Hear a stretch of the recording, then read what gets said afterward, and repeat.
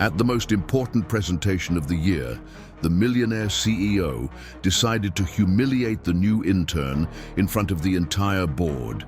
He interrupted her and shouted, "Your ideas are trash. Grab your things and get out." As the young woman, humiliated, got up to leave, the CEO's personal phone rang. It was his partner, screaming desperately, "What did you do? You just kicked out our main investor." The CEO's face went pale. He turned to the door, but it was too late. The intern stopped, looked at him with a cold smile, and said the words that sealed the end of his career. The sound of the conference room door closing behind Eleanor was soft, almost inaudible, a stark contrast to the storm of arrogance and power contained within. She didn't look back. Her steps were measured and calm as she crossed the luxurious hallway of Innovatech, the pearl-grey carpet muffling the sound of her simple shoes. To anyone who saw her, she was just a middle-aged intern, humiliatingly fired, walking toward oblivion. But in her eyes, a universe of calculations and decisions moved at dizzying speed. The humiliation, for her, hadn't been a personal attack, but the final confirmation of a hypothesis, a character test that Richard had failed spectacularly. The elevator arrived with a discreet chime, and upon entering the brushed steel and glass cabin, Eleanor finally allowed an emotion to show on her face.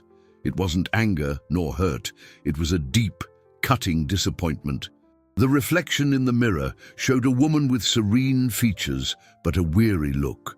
A weariness not of the body, but of the soul. This empire, built on the promise of innovation and the future, was being led by a man trapped in the past, a petty tyrant whose vision didn't extend beyond his own inflated ego. As she stepped out into the bustling city air, the afternoon sun hit her, and she took a deep breath. The scent of asphalt and exhaust was, in that instant, the aroma of freedom. A black sedan, discreet but of unmistakable luxury, pulled up smoothly to the curb.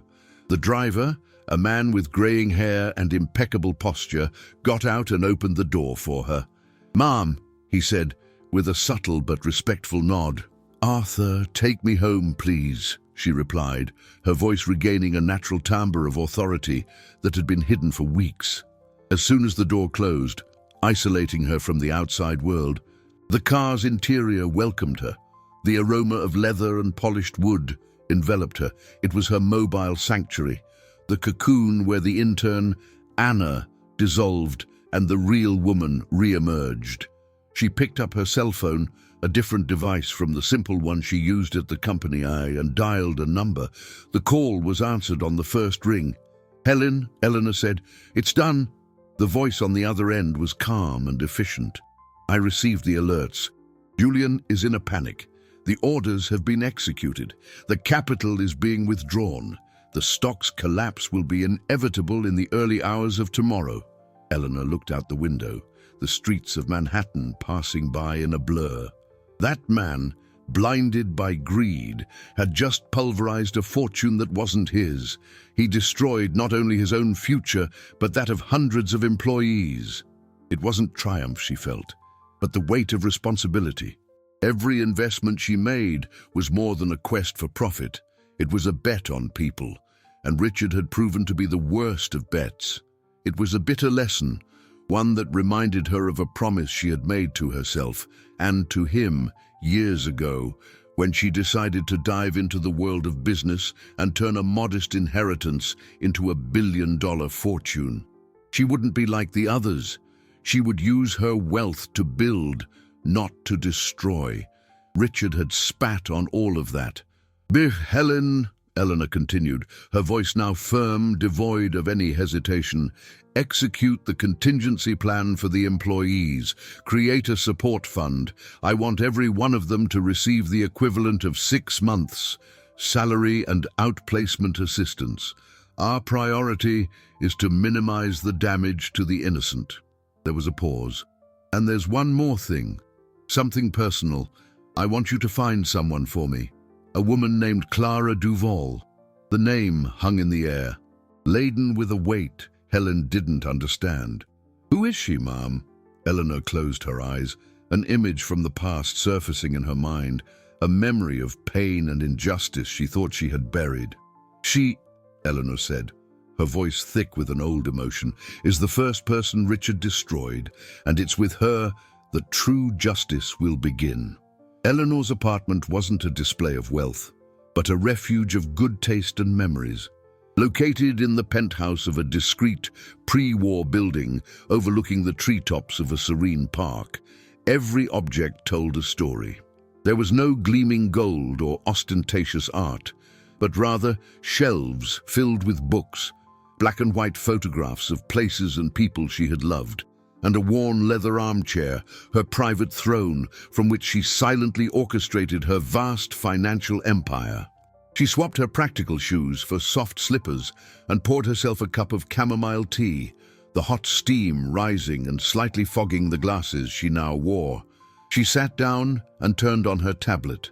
The news was already buzzing. Unexpected collapse. Innovatex stocks plummet after mysterious investor pulls out. A photograph of Richard, smiling and arrogant at a gala, illustrated the article. In a few hours, that image of success would become the portrait of a monumental failure. He would lose not only the money, but the status, the power, the pedestal he had used to crush so many others. Eleanor felt no pleasure, only the melancholy of a duty fulfilled. The destruction of a man was always a tragedy, even when necessary. Her secure communicator buzzed, displaying Helen's serene face on a small screen.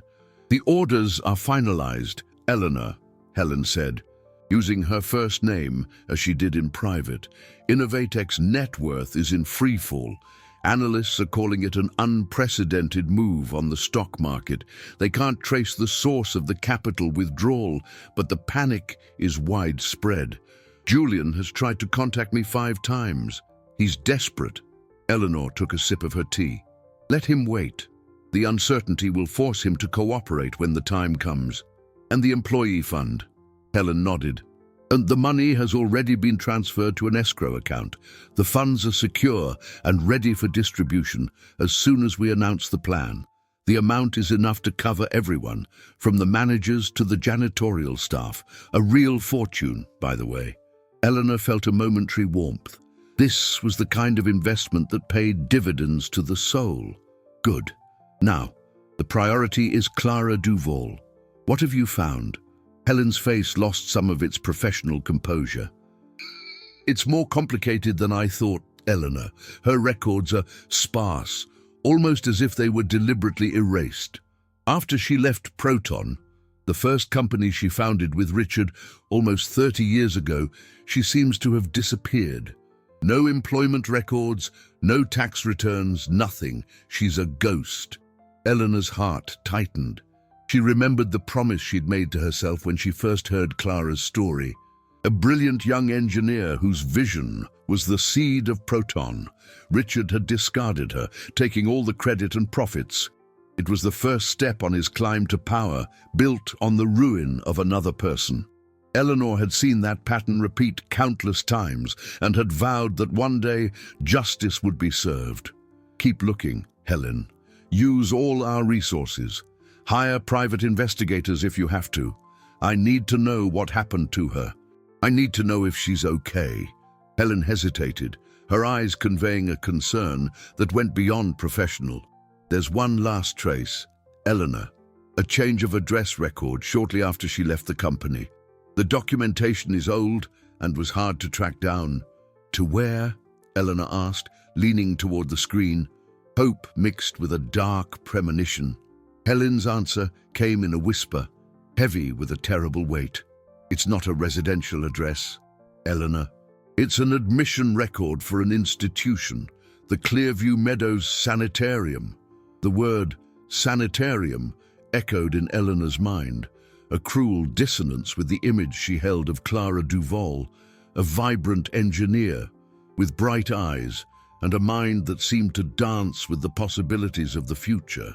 The mere mention of such a place was like an icy cloud enveloping her heart.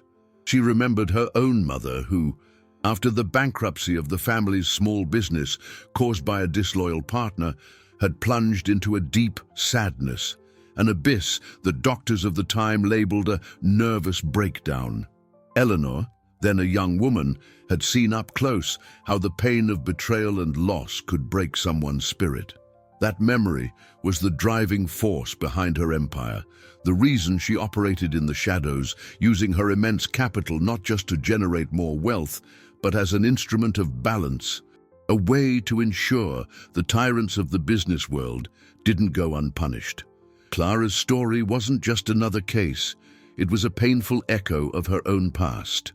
Across the city, in a penthouse that now felt like a glass cage, Richard was in shambles. The phone wouldn't stop ringing. Bankers, shareholders, journalists, every call was a new stab to his ego. He paced back and forth, the expensive scotch sloshing dangerously in the glass in his trembling hand. Or how did this happen? He snarled at the walls. He replayed the last 10 minutes of the meeting in his mind, over and over. The intern, Anna. It was impossible. An insignificant woman, a charity case from HR. How could she have the power to destroy his fortune, to turn his stocks to dust? He called Julian for the 20th time. Julian, you have to do something. Use your contacts. Rally the other investors. This is a coordinated attack. Julian's voice on the other end was cold, devoid of any sympathy. There's nothing to be done, Richard. It's over. The owl isn't just any investor. She is the market. No one goes against her. No one.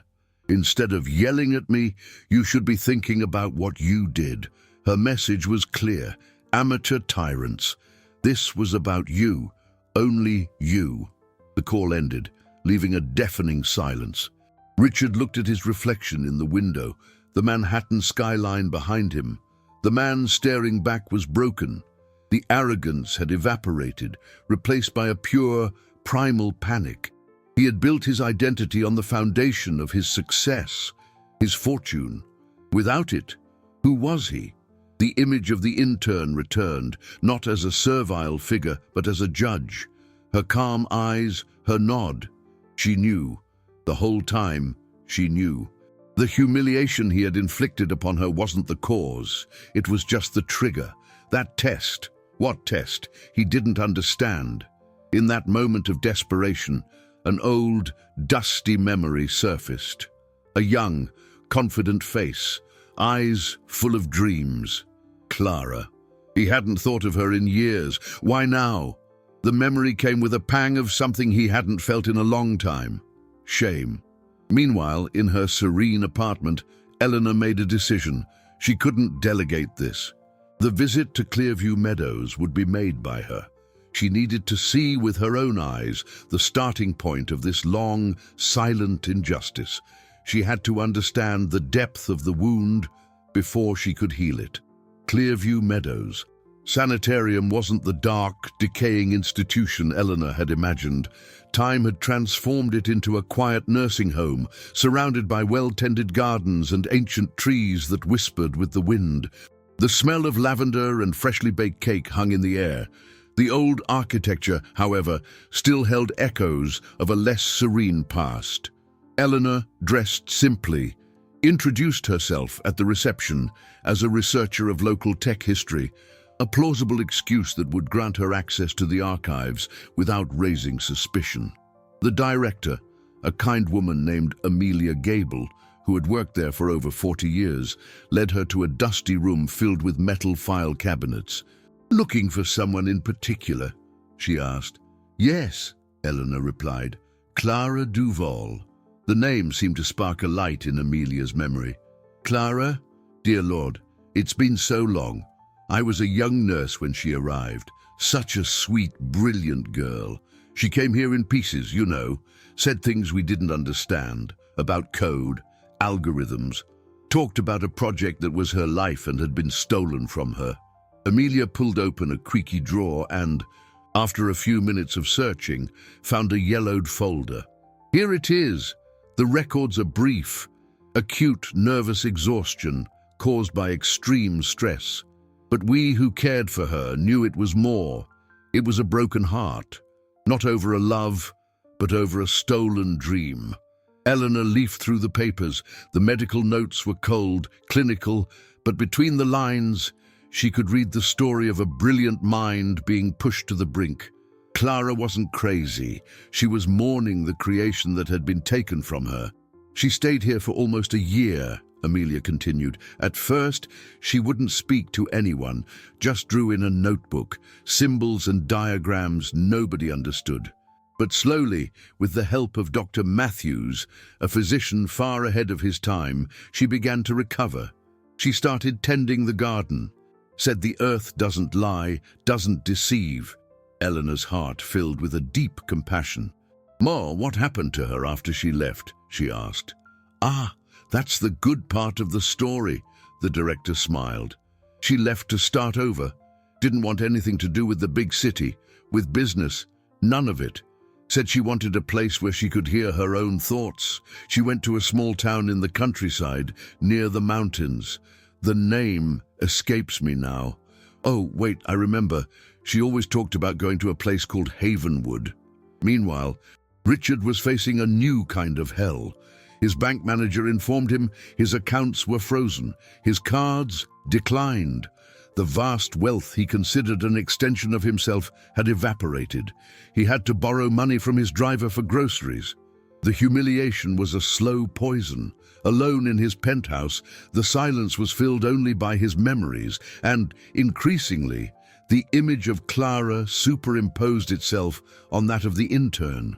Two women he had discarded, two women who, in different ways, represented his ruin. He began to realize that his stock's collapse wasn't the real problem. It was just a symptom. The problem was him. The arrogance that led him to yell at Eleanor was the same arrogance that led him to erase Clara from the history of the company they built together. For the first time in decades, he felt small. Back at the nursing home, Eleanor found one last note in Clara's file, written by Dr. Matthews. Patient has been discharged. Her creative spirit has been redirected. She no longer seeks to build machines, but to cultivate life. Her only regret, she confided in me, is not being able to show her son what he inspired her to create. Eleanor froze. Son. The revelation of a son changed the nature of Eleanor's search. It was no longer just about righting a past injustice. It was about a living legacy, a lineage of genius that Richard had tried to extinguish. The trip to Havenwood became a pilgrimage. She instructed Helen to focus all efforts on finding any record of a son of Clara Duval, while she herself, accompanied only by Arthur, headed for the countryside. The urban landscape of concrete and glass gave way to green hills and winding roads. The air grew cleaner, the pace of life slower. For Eleanor, accustomed to operating at the epicenter of global cash flow, where billion-dollar decisions were made in seconds, the tranquility was almost disconcerting. It was a reminder of a world that existed beyond the stock market, dividends and profitability. A world where wealth was measured in peace of mind, not financial assets. In New York, Julian arranged a meeting with Richard. He found him not in Innovatic's lavish boardroom, but in a modest coffee shop, the only place Richard didn't feel like a ghost. The former CEO looked aged, his expensive suit wrinkled, his gaze lost. "When I tried to warn you, Richard," Julian said bluntly, "your arrogance was always your biggest liability. You built an empire, but you never knew how to treat people. Now the interest on that debt has come due." Richard didn't respond with anger. The fight had gone out of him. It was the intern, wasn't it? That Anna woman. She's the owl. Julian sighed. "I don't know who she is. No one does. What I know is she used the meeting to test you, and you failed. She didn't attack the company, Richard. She removed you. The problem was you." For the first time, Richard seemed to accept the truth. "And Clara?" he asked quietly, the name sounding foreign on his lips after so long. I destroyed her. I was young, ambitious. She was the brains, I was the face. But I wanted it all. The money, the glory. I convinced her to sign over her shares for a pittance and then forced her out. The confession was a thread of a voice. A poison he had held for 30 years. Eleanor arrived in Havenwood at dusk. The town was small, nestled in a valley, with a central square and a white church. It seemed frozen in time. She checked into a small inn and began her search the next day, talking to the older residents. Many remembered Clara. They remembered her as the garden lady, a quiet, gentle woman who had arrived in town with a broken heart and found healing in the earth. And she turned vacant lots into community gardens, said the owner of the general store. Not for money, but out of pure kindness, taught the children how to plant, said that watching something grow was the best medicine for the soul. Eleanor visited one of these gardens. It was an oasis of color and life, and there, tending a bed of roses, was a woman with white hair and soil on her hands. "Excuse me," Eleanor said. "I'm looking for information about Clara Duval." The woman smiled, a sad, sweet smile. "You've found her. Well, what's left of her? I'm Lucy. I was Clara's best friend until the day she left us." Eleanor felt a chill. "Left?" Lucy nodded. "She passed away 5 years ago peacefully in her garden, but her son... her son is the very image of his mother's brilliant spirit." The news of Clara's death hit Eleanor with unexpected force. On her journey, she had felt a growing connection to this woman she had never met, an affinity that transcended time and circumstance. The hope of finding her, of offering her the justice she was denied, dissolved, leaving a painful void. Sitting on a wooden bench in the garden Clara had created, Eleanor listened as Lucy told her friend's story. She spoke of the deep sadness Clara carried, but also of the extraordinary resilience that made her transform her pain into something beautiful. "She never spoke much about the past," Lucy said, pruning a rose bush with practiced hands. "Just said she had trusted the wrong person and lost her creation, but all the energy she once devoted to her projects, she poured into her son, Lucas." Eleanor's heart quickened at the name. She raised him alone, with great difficulty at first. Lived on the little she earned selling flowers and vegetables, but she did everything to give him the best education money could buy.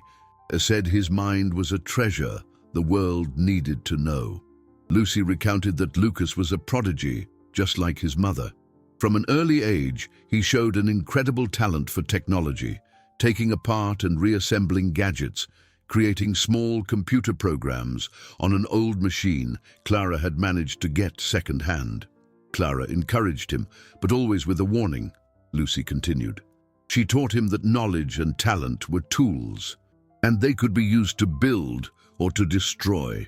She made him promise he would always use his gift to help people, to create things that made the world better, not just to accumulate wealth. Eleanor then saw Clara's true legacy. It wasn't a company or a net worth in dollars, but a set of values instilled in her son. Justice for Clara would no longer be about punishing Richard, but about elevating Lucas. "Where is he now?" Eleanor asked, her voice thick with emotion. He graduated with honors from college and went back to the city. Started a small company with some friends. A startup, as they call them now. They're developing something, software, to help elderly people connect with their families. It's his dream. Meanwhile, in New York, Helen had finally found the trail. "Eleanor, I've found him," she said over the communicator. "Lucas Duval, computer science major, founder of a startup called Connect Life. They're small but brilliant. They were in talks for a round of funding, but the investment firm suddenly went bankrupt last week." Eleanor felt a shiver run down her spine. "Which firm, Helen?" The answer came, closing the circle in a way that seemed written by fate. Innovatech, Eleanor. Richard's company was about to buy, and most likely, swallow up the creation of Clara's son. Richard's plan, even in its collapse, continued to echo his past actions like a predatory shadow. He was, unknowingly, about to destroy the second generation of the same family. Eleanor's mission was now crystal clear. To protect Clara's legacy was to protect Lucas. She stood up from the bench, her gaze fixed on the roses that Clara's friend tended with such care. The pain of loss gave way to a steely determination. The game had changed. It was no longer about tearing one man down, but about building another one up.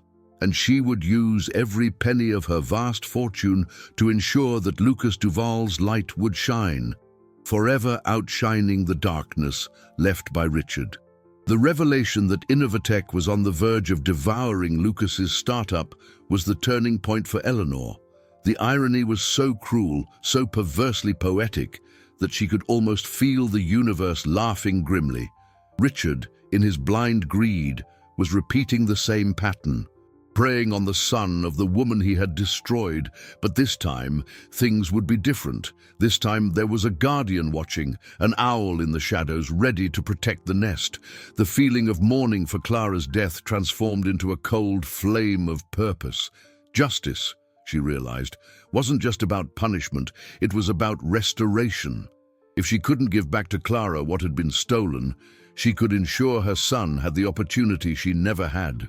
She could ensure that the Duval name would finally be synonymous with innovation and success, not tragedy and erasure. Eleanor returned to New York with a new strategy. The demolition phase was complete. Now began the construction phase. "Helen," she said, as soon as she arrived at her apartment, the sanctuary from which she commanded her empire, "I want a complete dossier on Connect Life, financials, technology, team, everything. And I want you to create a ghost investment fund, a new entity with no apparent link to me. We'll call it the Phoenix Fund. It will be our vehicle for this move." Helen, ever efficient, already had the preliminary data at her fingertips. "They're promising, Eleanor.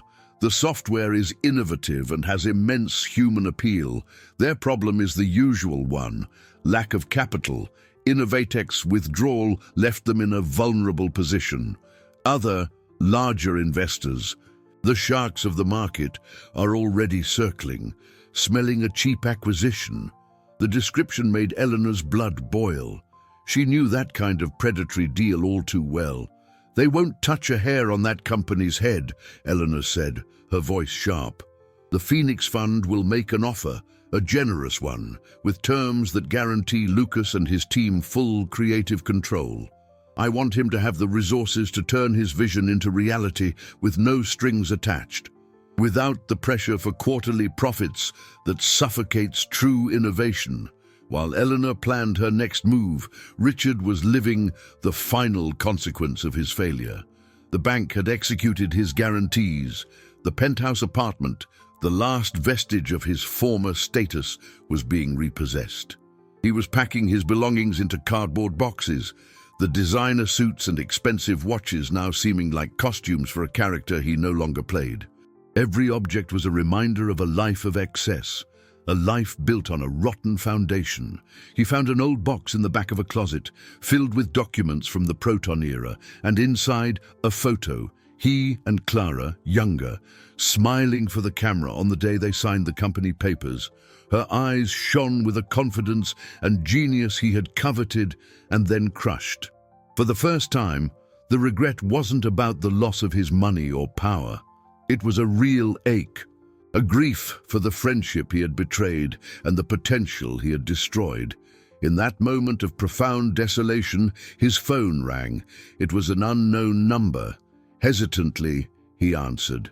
The voice on the other end was calm and female.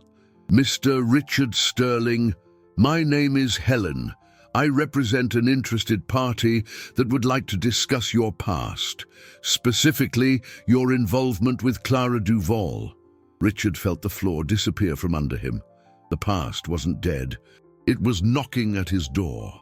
The invitation to the meeting left Richard perplexed and frightened. He had nothing left to offer, no assets, no influence. Why would anyone be interested in his past with Clara? Consumed by curiosity and a thread of hope that this might somehow be a way out of his personal abyss, he accepted.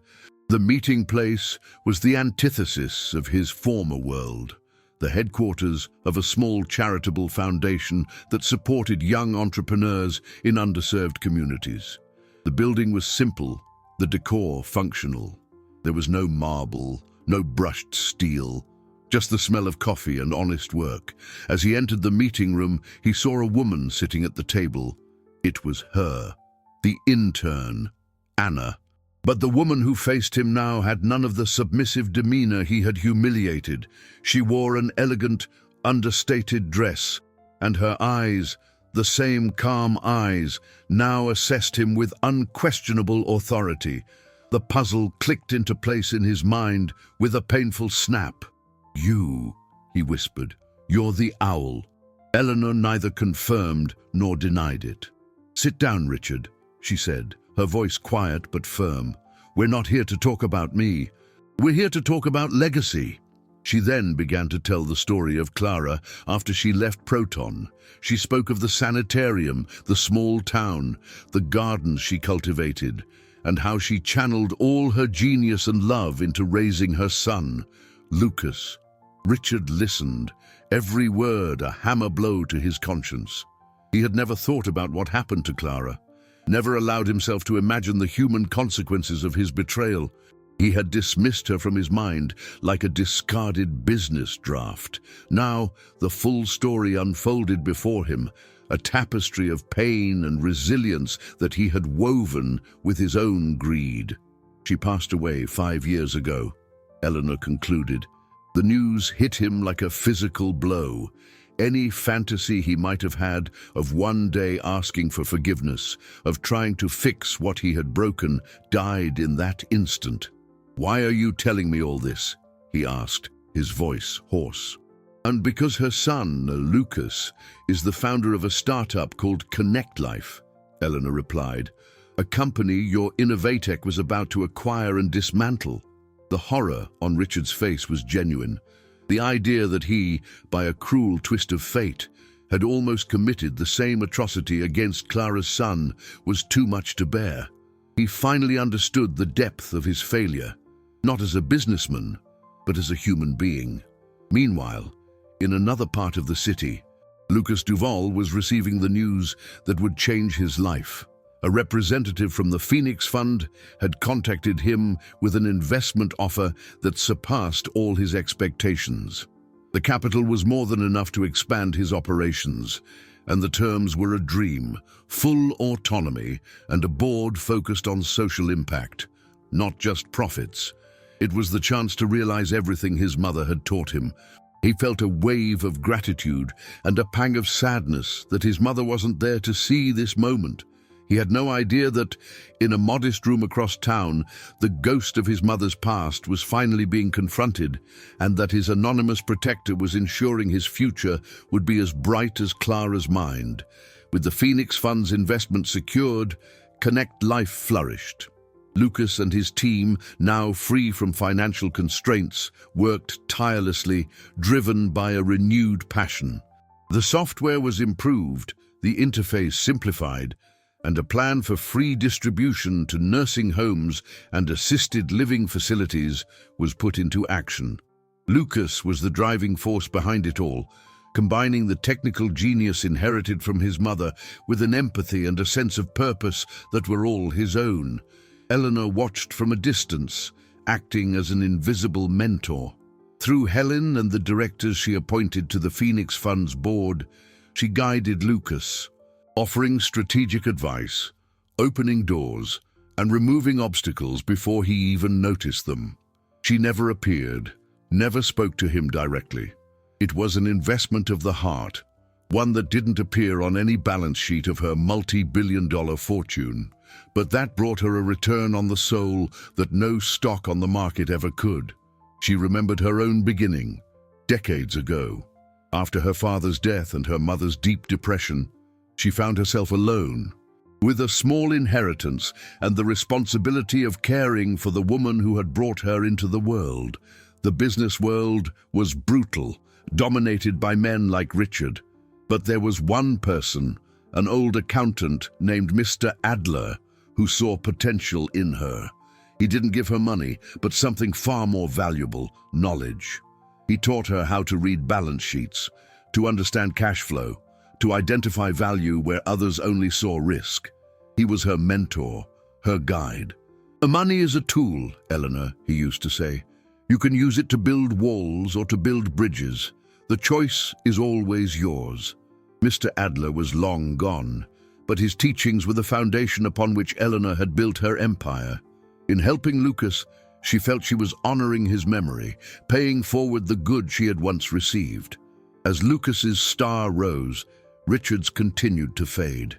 He moved into a small, rented apartment on the outskirts of the city, a world away from penthouses and luxury condos. The loss of status was brutal. Former friends would cross the street to avoid him. He was alone, confronted daily by the emptiness of his life. Without the glare of success to distract him, the memories returned with full force.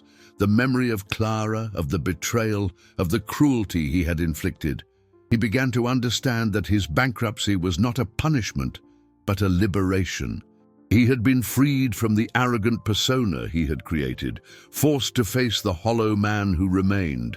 In his long days of solitude, he began to reread the old business plans for Proton, the documents he and Clara had written together, and in them he rediscovered her genius, the ideas, the notes, the vision of a future she had foreseen and that he, in his rush for profit, had ignored. A reluctant admiration began to bloom amid his regret. He realized he hadn't just stolen a company. He had stolen from the world the future innovations of a truly brilliant mind. Months passed. Connect Life became a quiet but impactful success. Stories began to appear in the media about the app that was reconnecting families, combating loneliness among the elderly. Lucas gave interviews, always humble, always crediting his team and, movingly, his mother, who inspired him with her belief in technology with a soul. Eleanor followed every piece of news with a quiet pride. It was like watching a garden she had helped plant from afar bloom in the sun. Her involvement remained an absolute secret. The Phoenix Fund, an enigmatic entity known for its ethical investments and its aversion to publicity. The business world was perplexed by this new player.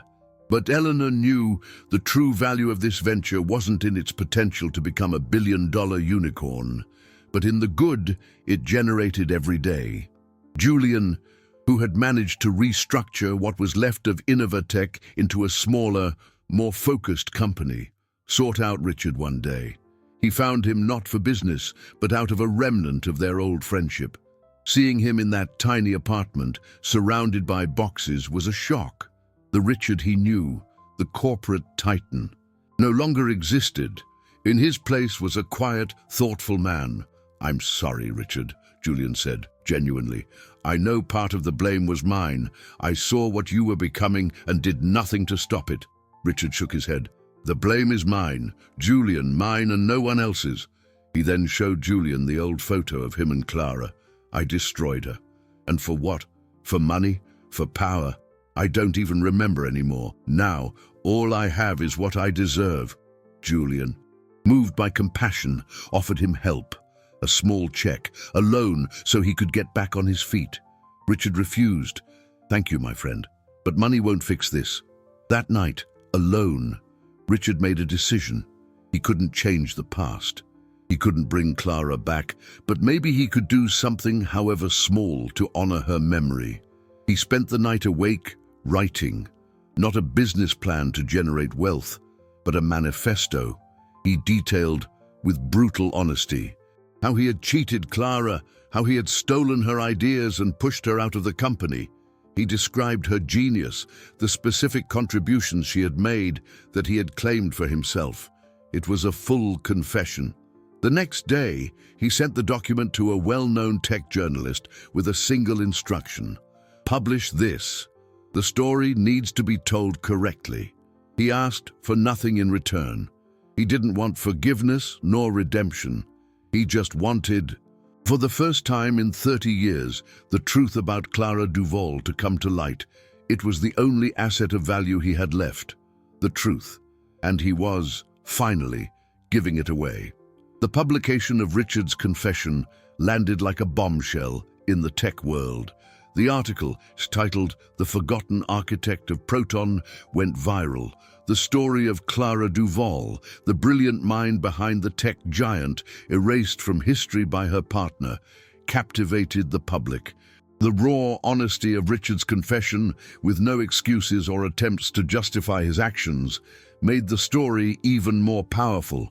He wasn't portrayed as a monster, but as a man who, at the end of his life, chose truth over pride.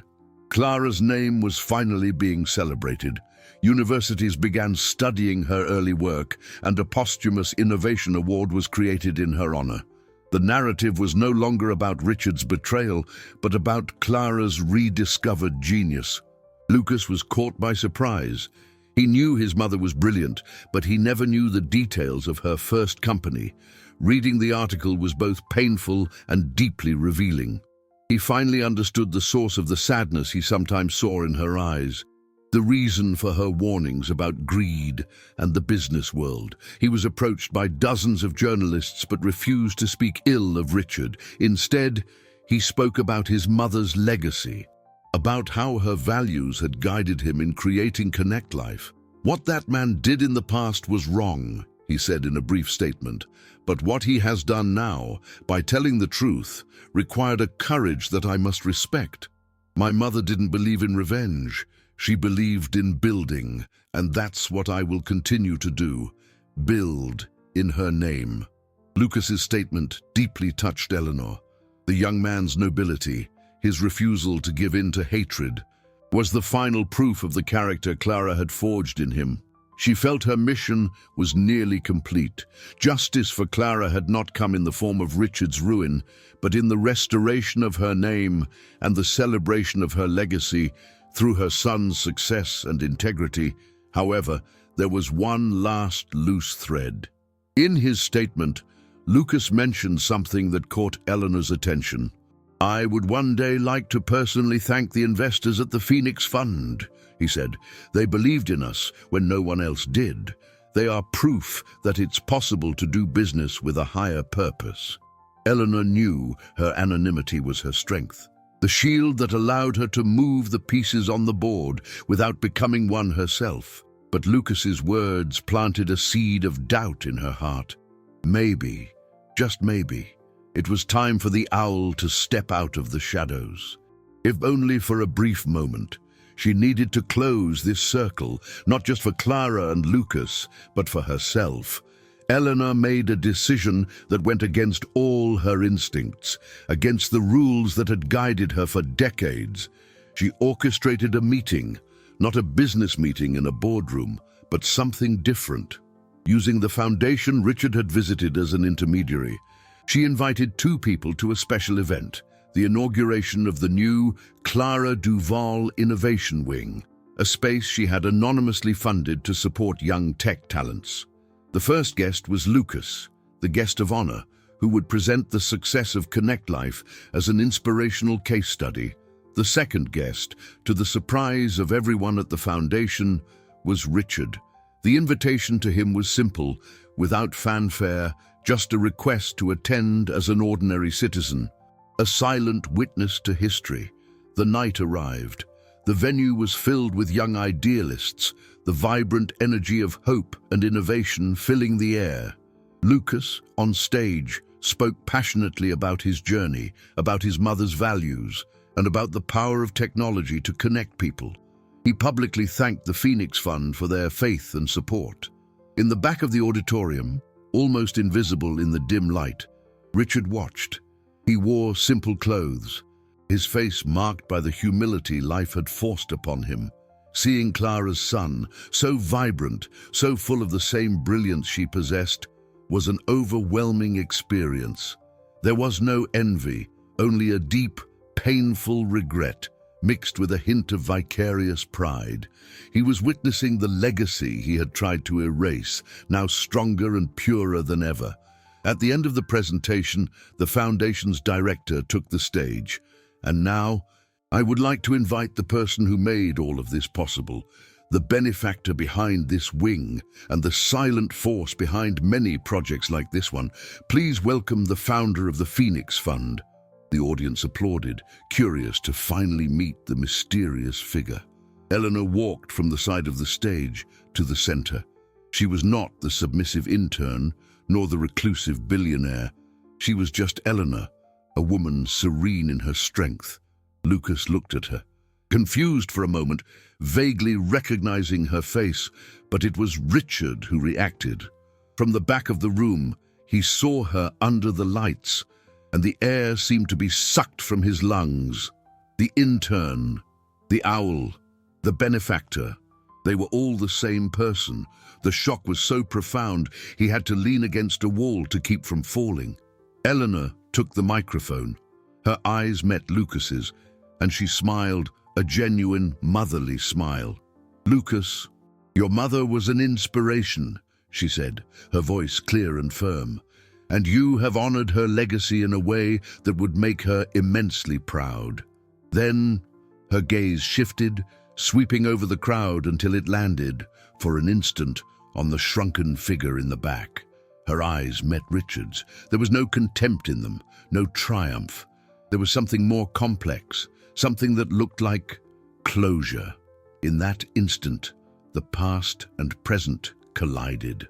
Lucas, confused, looked from Eleanor to the man in the back of the room, sensing a connection he couldn't comprehend. The climax was not a shout, but a loaded silence. The moment when all the pieces of the story were revealed under the stage lights, leaving the three protagonists, the dispenser of justice, the victim's legacy, and the redeemed, paralyzed at the epicenter of their intertwined lives. After the event, in a private room away from the applause and curious gazes, the three finally met. The initial silence was heavy, freighted with the weight of 30 years of pain, secrets, and crossed destinies. It was Lucas who broke it, looking from Eleanor to Richard, confusion giving way to a gradual understanding. "It was you," he said to Eleanor. "The whole time, the Phoenix Fund. Why?" Eleanor turned to Richard, who kept his head down, unable to face the son of the woman he had betrayed. Because 30 years ago," Eleanor began, her voice soft, "a great injustice was committed, and I made a promise to myself that if I ever had the power, I would correct it." She then addressed Richard. "I didn't do this to destroy you, Richard. I did it to stop you, to force you to look at what you had become." Richard finally looked up.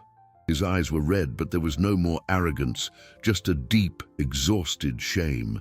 He turned to Lucas. "There's nothing I can say that can erase what I did," he said, his voice cracking. "Your mother, she was the soul of everything we created. She was a genius, and she was my friend, and I betrayed her in the worst possible way. I stole not only her company, but her spirit. If I could trade everything I ever had, all the fortune, to go back and redo that one day, I would do it in a heartbeat. I am so sorry. More than words can ever say." The sincerity in his voice was undeniable. It was not a performance. It was the confession of a broken soul. Lucas listened, his face a mask of conflicting emotions, anger, pain, but also the compassion his mother had taught him. "I grew up feeling the shadow of that pain in my mother," Lucas said, "but she never taught me to hate. She taught me to build, and that's what I've done." He took a deep breath, making a decision that would define his character. "I can't forgive you on her behalf, but I can choose not to carry this weight. I accept your apology. For my sake, not for yours." The tension in the room dissipated, replaced by a melancholy calm. Eleanor watched, her role as catalyst complete. She had set the stage for this moment, but the resolution had come from the men themselves. Justice, she realized, was not an act of vengeance, but a process of healing. "What will you do now, Richard?" she asked. "I don't know," he admitted. "I have nothing, but for the first time, maybe that's a good thing." Maybe I can start building something real. It was then that Eleanor made him an offer. The foundation needs mentors, people with business experience, who know what it's like to fall and get back up, who know the value of ethics, even if they learned it the hard way. There's no pay, there's no glory, just the chance to use your knowledge for good. Richard's eyes filled with tears. It was a second chance he didn't deserve, but one he accepted with silent gratitude. The narrative arcs were closing.